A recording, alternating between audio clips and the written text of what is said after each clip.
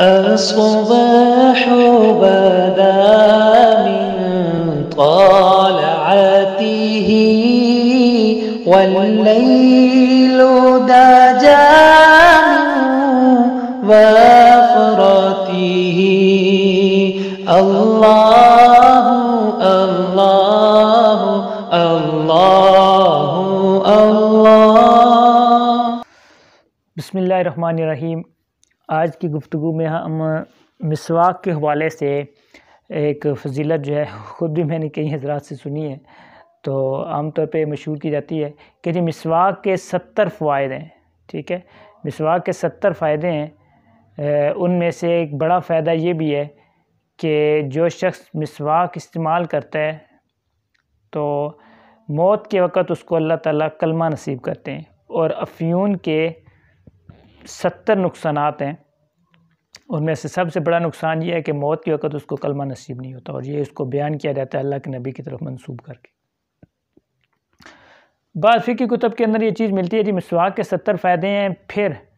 محلہ مراقی وغیرہ کے اندر ہے یا تحتاوی والا مراقی کے اندر کسی جگہ پہ میری نظر سے گزری، لیکن وہاں پہ انہوں نے حدیث کے طور پہ اس کو بیان نہیں کیا، صرف اتنی چیز ذکر کی جی مسواک کے 70 فائدے ہیں، پھر انہوں نے اس میں کچھ جسمانی فوائد بھی، کچھ روحانی بھی، کچھ دیگر چیزیں بھی ذکر کی ہیں۔ تو اگر تو اس کو حدیث کے علاوہ ذکر کیا جائے، مطلب حدیث کے طور پہ بیان نہ کیا جائے، ویسے کوئی اپنے تجربات کے طور پہ بیان کرتا ہے یا اس طور پہ بیان کرتا ہے یا روحانی طور پہ اس کو کوئی اس کا فائدہ پہنچتا ہے یا جسمانی طور پہ اس کے فوائد ہیں، بے شک بیان کریں، اس سے نظر تیز ہوتی ہے۔ کسی کا تجربہ ہے تو ٹھیک ہے جی، اچھی بات ہے، اس سے نظر تیز ہوگی، جسمانی فائدہ ہے، اس سے منہ کی بو زائل ہوگی، اس سے یہ ہوگا، اس سے یہ ہوگا، اس کا معدہ ٹھیک ہوگا، اس طرح ہوگا۔ تو یہ جو چیزیں ہیں یہ تجربات سے ہیں، ٹھیک ہے۔ اگر کسی کا تجربہ اس حوالے سے ہے کہ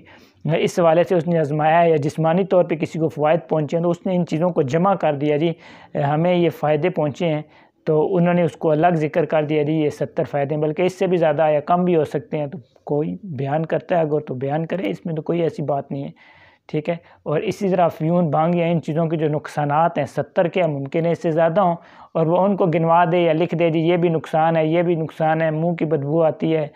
آپ کو جسمانی لحاظ سے یہ نقصان ہوگا، روحانی لحاظ سے یہ ہوگا، یہ چیزیں اگر وہ ذکر کرتا ہے اپنے طور پہ تو کرتا رہے، ٹھیک ہے۔ لیکن بات آ جا کے وہاں ٹھہر جاتی ہے، ہم بارہا مرتبہ اپنی ویڈیو میں ذکر کر چکے ہیں،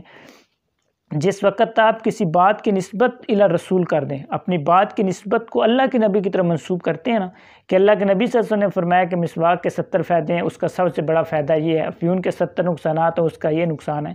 تو وہاں پہ آ جا کے بات اٹک جائے گی۔ اور یہی جن کا ذکر ہم نے پہلے بھی کیا، شیخ الحدیث مولانا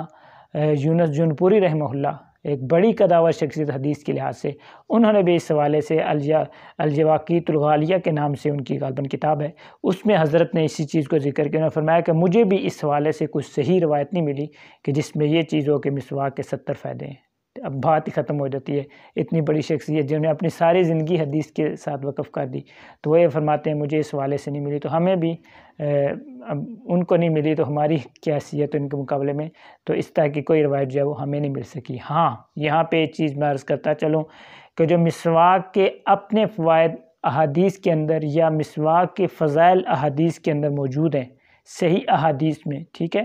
وہ ایک الگ چیپٹر ہے، وہ ایک الگ چیز ہے، آپ کو صحیح احادیث میں کافی سارے ایسے مل جائیں گے۔ اللہ کے نبی صلی اللہ علیہ وسلم کی معمولات کے حوالے سے آپ کو مل جائے گا کہ آپ صلی اللہ علیہ وسلم صبح اٹھتے ہی مسواک فرماتے، آپ صلی اللہ علیہ وسلم سفر سے واپسی پہ آپ صلی اللہ علیہ وسلم ذرا اپنے منہ کا تغیر محسوس کرتے تو آپ صلی اللہ علیہ وسلم مسواک فرماتے، یہاں تک ملتا ہے بعض روایات میں کہ اللہ کے نبی صلی اللہ علیہ وسلم اتنی مسواک کرتے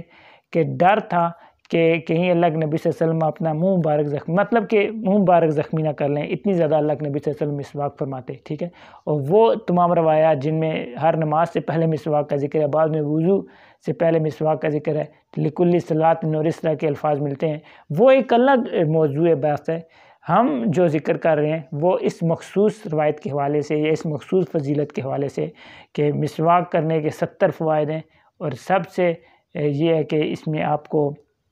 موت کے وقت کلمہ نصیب ہوگا، اور افیون کے نقصانات میں جو چیز ہم اس کو ذکر کر رہے ہیں کہ یہ جو ساری چیز ذکر کی گئی ہے ایسی کوئی بات بھی حدیث سے ثابت نہیں ہے، اور جتنی کوئی بات یا جتنی کوئی فضیلت جہاں حد تک جس حد تک حدیث سے ثابت ہو اتنا ہی اس کو اختیار کیا جائے۔ صحابہ اکرام رضی اللہ تعالیٰ عنہ کے بارے میں وقت انشاءاللہ ملا تو ہم اس اپنی گفتگو میں اس کو شامل کریں گے ضرور، اگر اللہ نے ہمیں توفیق دی، اتنی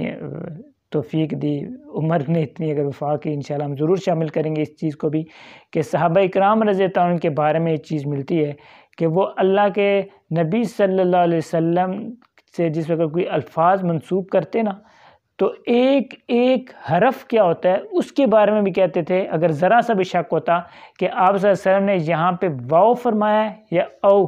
اب یہ ایک لفظ ہے، ایک حرف ہے، لیکن ان کی احتیاط کا تقاضا اتنا تھا۔ اور آگے محدثین اکرام کو بھی دیکھیں جب وہ نقل کرتے ہیں تو اس میں بھی ایک ایک جملے کا کہ فلاں صحابی نے اس طرح کہا تھا یا اس طرح کہا تھا، تو یہ بہت بڑی احتیاط ہوتی ہے جب اللہ کے نبی کی طرف آپ کوئی بات منسوب کریں۔ اللہ تعالی ہمیں سمجھ نصیب کرے۔ وصلی اللہ علی نبی الامی۔